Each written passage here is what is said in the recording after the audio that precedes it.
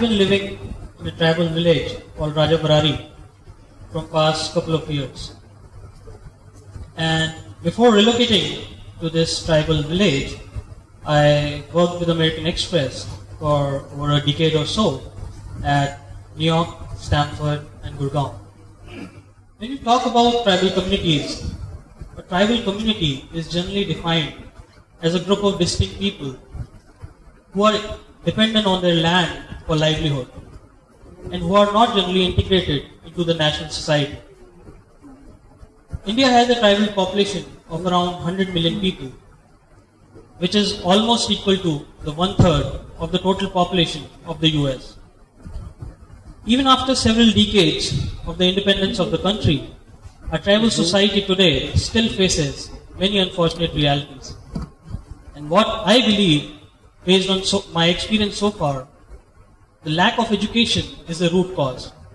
And to elaborate it further, it is lack of quality in education. If you actually look at the census conducted by the government of India, the literacy rate for the tribal community in India is at 59%. Literacy is defined by the Constitution of India as the ability to read and write with understanding. But the question here is whether the mere literacy alone is enough for a person to compete in the national society. And the answer, to my belief, is no. If you also look at the other records, like the records published by the Office of the Registrar General, the enrollment ratio in education for the tribal children at higher secondary level is at 43%. And at higher education level, it is only at 13%. Which means that out of the eligible age group, only 43% of the tribal students are actually able to receive their higher secondary education. And only 13% of them are able to receive their higher education. This is very low. If you also look at the student dropout ratio for the tribal children, from class 1 to 10, according to the Department of School Education, MHRD, it is at 62%. Which means that out of every 100 students getting admitted to class 1 this year, only 38 students would be able to complete their class 10. And rest 60 students would be dropping out of the school at different point of time for different kind of reasons. Now, whether it is literacy rate or enrollment ratio in education or even the student dropout rate, we have not even considered the quality of education in any of these indicators. Even the students who are able to receive the education, they are not able to receive the quality education. The quality in education is much needed for them to compete in the national society today. I was very shocked to read one of the reports which was presented in Parliament in 2016 that revealed that in Madhya Pradesh itself there are 17,800 schools which are being managed by just one teacher per school. Imagine 17,000 schools which are running with just one teacher per school. Imagine what would be the quality of education in those schools. Uttar Pradesh was on number 2 on that list, having more or less equal number of such single teacher schools. Now we all know that computer education is very important in today's society, right from the primary education level. And the schools that I'm talking about, hundreds and thousands of such schools, rural and tribal schools, they are running without electricity. So you cannot even have computer education in all those schools. So the point what I'm trying to make here is that when the education system itself is struggling for its survival in the tribal community, there is no way that the students would be able to receive the quality education that is meant for them to compete in the mainstream society. Now, due to lack of education over a long period, all sorts of related problems arise. And these problems can very well be seen and found in the tribal society today. According to the estimates prepared by the Planning Commission in 2011 and 12, 45% of the tribal community was still below the poverty line. 45% of the community was below the poverty line. And if we were to include the population which was marginally above the poverty line, I would say that this percentage would probably go up to 60 to 65%. As per the Socioeconomic and Caste Census conducted by the Ministry of Tribal Affairs, it was revealed that 86% of the tribal households and families fall under the category where the income of the highest earning salary member is less than 5,000 rupees a month. So 86% families are having a member earning less than 5,000 rupees. The same census also revealed that less than 7% of the tribal families are having a member who is employed either in a public or a private sector job. So the 45% of the community population is below the poverty line. 86% of the families are having a member earning less than 5,000 rupees, and only 7% of the tribal households are having a person who is employed and working in either public sector or private sector. So that is the kind of financial difficulty that is being faced by the tribal society today. And this is the profile of the tribal society in India today. So far I spoke about all the problems and difficulties and challenges being faced by the tribal society in India. But in the second part of my talk, I want to speak about a unique model, actually a unique working model of socioeconomic transformation of the tribal society. The village where I live, Rajabarari, is a forest village cluster. It has 10 small hamlets, having a population of around 6,000 tribal people. The various institutions of Sumir Satsang Dalbagh have been working for the upliftment of the area from almost past 100 years. Various types of developmental strategies have been worked out for different areas of work. And the highest priority, of course, is given to education. And the education includes vocation, skilling, and rural entrepreneurship.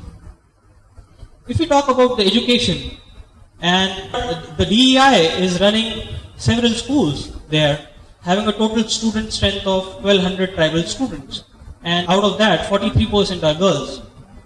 Now, if I were to ask you for a moment to imagine in your mind a classroom in a tribal school which is located in a very remote forest area, which is even not on the Google Maps yet, what would be the picture of such classroom in your mind? Can you even imagine this sort of classroom, even in your imagination in a tribal area? This is actually a e-classroom where I teach every day. So the schools in Rajabarari are all equipped with e-classrooms, high-speed internet, computer labs, printers, scanners, wireless network, tablet computer for students, and everything is being run on solar power. So there is no dependency on the regular electricity to provide computer education in these schools. The education from class 1 to 12 is completely free. In addition, all the students are also being provided with 2 sets of uniforms, textbooks, stationeries, shoes, bicycles, midday meal, etc. Everything is free of cost for them. Then, as I told you, that everything is run on solar power, so there is no dependency on the electricity. It is a very unique model of education where these tribal students have a unique facility to complete their pre-primary to undergraduate level education without leaving their villages. So they don't have to leave their villages, they don't have to go to town, they don't have to leave their forest to receive the education. It is all available right there in their village, right from pre-primary up to undergraduate level. So what is the outcome? What is the result of this entire effort? The result is that a large number of students from these institutions are now well placed in the metropolitan cities of the country, and they are well competing in the national society. In addition to the academics, a lot of emphasis is also given on skill development and rural entrepreneurship. DEI is running 3 entrepreneurship programs called Atma, Adinam and Am. These programs are basically providing training to local women and youth in the areas of apparel and toy making, dairy product processing, food processing, automobile repair, electrical repair, and welding, etc. A large number of tribal youth and women have now been trained and are being promoted to set up their micro and nano level enterprises. All the established, in the pictures, you can see some of the products made by these tribal women trained at the Atma initiative. This is the picture of the automobile repair skilling center. For this, we have signed an MOU with Yamaha also. Now, all the establishment in Rajavarari village area are being run on solar power. We promote use of green and renewable energy in the forest area. All the villages have also been provided with solar street lamps. The schools, the hospitals, the skilling centers, everything is run on solar power. All the households, all the tribal families have also been given solar lamps. Intensive use of technology actually supports all these initiatives in these remote tribal areas. It is absolutely remarkable to note and share that DEI, a university, has not only enabled but is also providing BSNL connectivity to 8,000 rural poor who earlier never had any cellular connectivity in their area. DEI has set up 50-kilometer long wireless network through which this connectivity is being provided. Now, if we move on to other areas where the work is being done, healthcare facilities have also been set up in Rajavarari area. You will be amazed to know that more than 40,000 patients from neighboring villages and the town are being treated every year free of cost. Even the medicines are absolutely free. Regular medical camps, multi-specialty medical camps, telemedicine sessions are also being organized in these remote areas. An ambulance facility is available for 6,000 people free of cost 24/7 round the year. So this is the kind of work that is being done in the areas of education, technology and healthcare. If we move on to other areas of work where the developmental strategies have been worked out, these areas would include agriculture, irrigation, management of forest life, transportation, physical connectivity, and of course the conservation of local tribal heritage.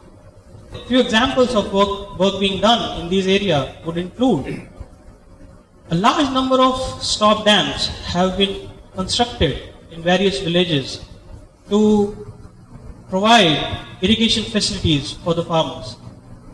All the farmers living around these stop dams are being benefited from this kind of work. More than 70,000 plants are being planted every year and are being maintained throughout their life to maintain the forest life in a remote forest area. A bus service for transportation and physical connectivity is available for 6,000 people 3 days in a week from their village to the nearest town, which is 50 kilometers away. This is also free of cost to the entire 6,000 residents of the area. The tribal culture is promoted and protected by organizing different cultural events, and through these events, the local talent and heritage is protected and promoted. So through all these work, what I'm trying to present here is that it is a unique model of socioeconomic transformation, and this model has transformed the entire Rajavarari area in a sustainable manner.